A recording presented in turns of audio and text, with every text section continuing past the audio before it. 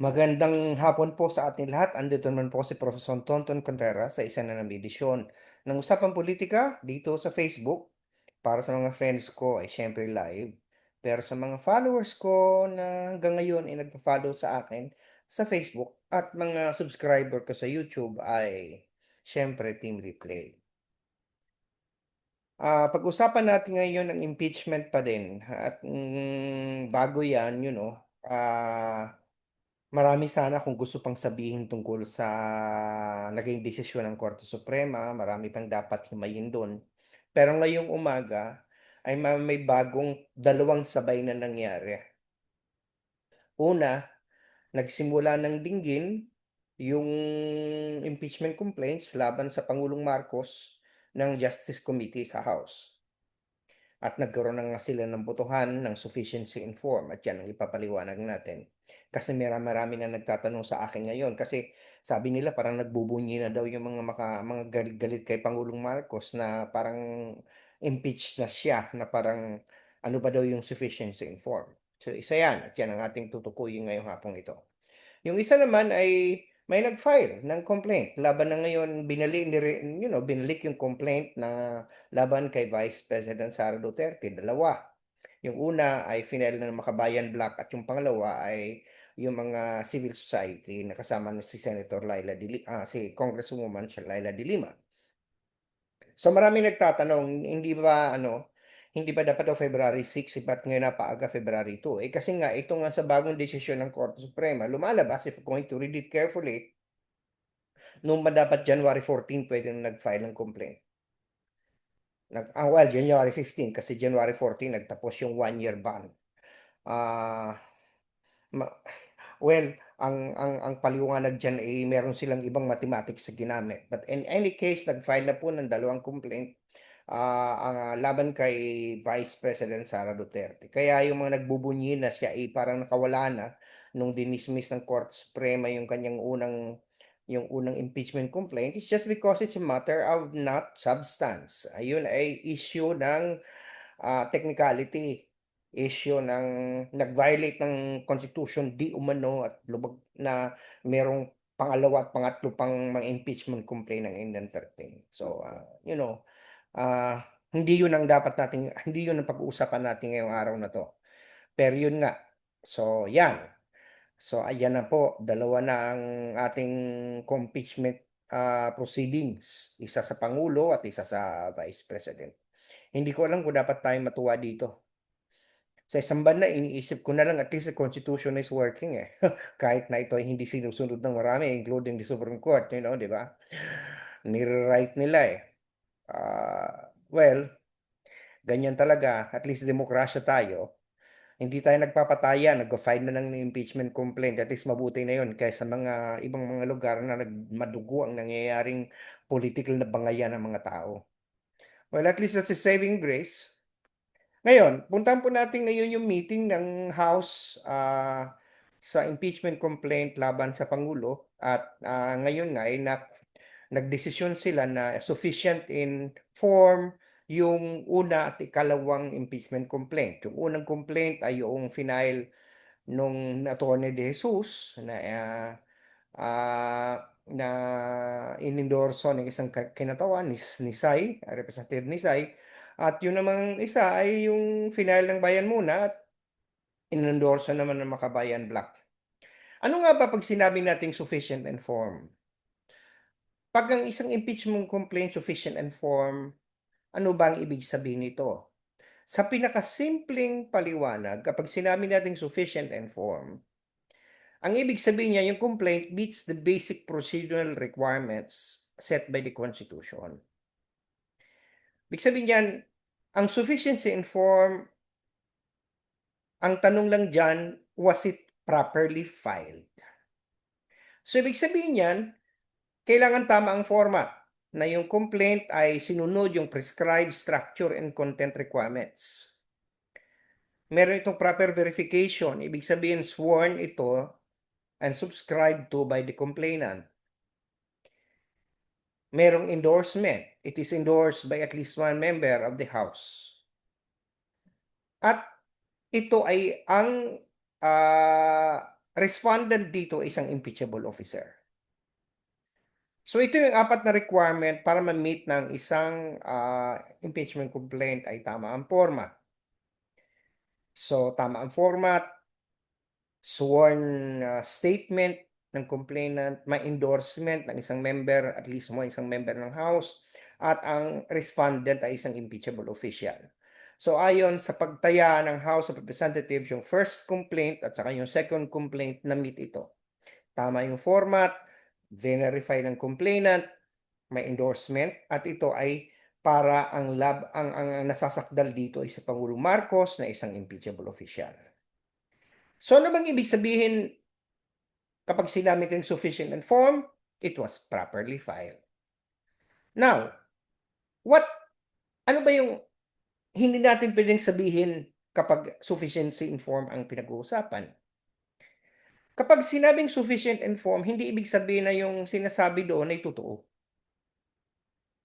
na matibay ang ebidensya, o kaya yung impeachment will succeed at yung respondent ay dapat ang tanggalin sa pwesto. Wala pa po tayo, ang layo pa nito. So huwag munang magbunyi yung mga ayaw kay Pangulong Marcos, at huwag munang malungkot yung mga siya ay loyal sa kanya. Kasi wala pa po, ang ating pinag-uusapan lang dito kung yung impeachment complaint properly filed, format, verification, endorsement, at judicial clarity, jurisdictional clarity. Hindi pa dito pinag-uusapan kung totoo yung alegasyon, kung matibay yung ebidensya, kung ito yung magsasucceed at matatanggal sa pwesto si Pangulong Marcos. So ano yung kasunod?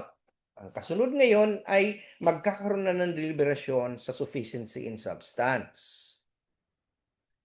Now, anong ibig sabihin ng sufficiency in substance?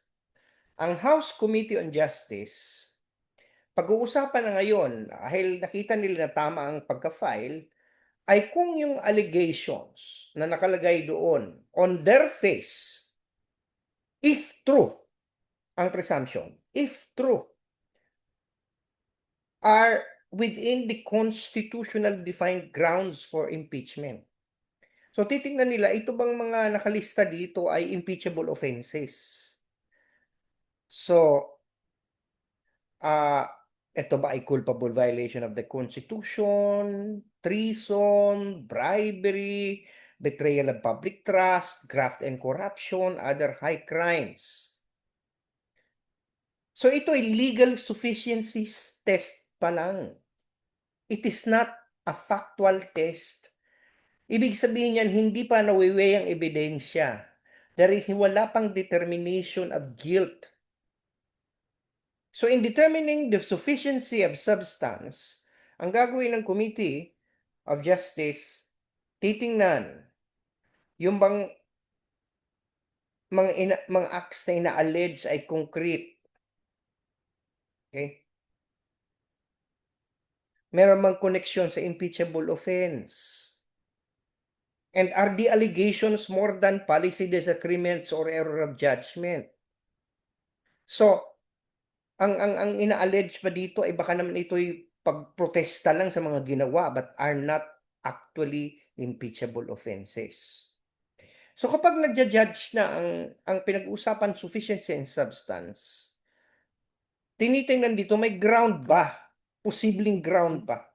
Impeachable ba yung mga inaakusa sa presidente? So sa stage na ito, hindi kailangan ng proof beyond doubt. Wala pang trial na magpe-present ng ebidensya. So, yung mga ganyan, ipipresent pa lang yan pagdating na sa impeachment trial before the Senate. Okay? So, linaw ko po doon, ang tinitingnan sa sufficiency in substance ay kung yung mga aligasyon ay totoo. Kung yun ba ay impeachable offense under the Constitution.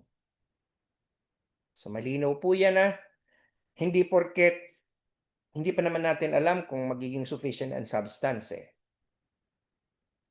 So, pero kung sakali man na maging sufficient and substance, ibig sabihin niyan, hindi pa ibig sabihin na guilty na yung tao. Ang sinasabi lang, itong mga ibinabato sa kanya kung totoo ay mga impeachable offenses. So, sa madaling salita, hindi puwedeng gamitin natin yung sufficiency and substance para maging basis na mag-conclude na guilty na yung tao. Kasi ang kinaklaro, bakit ba kailangan magkaroon ng determinasyon ng sufficiency and substance? Kasi ayaw nga natin na ang iba 'to ay mga vague accusations para lang ma-harass ang isang impeachable official.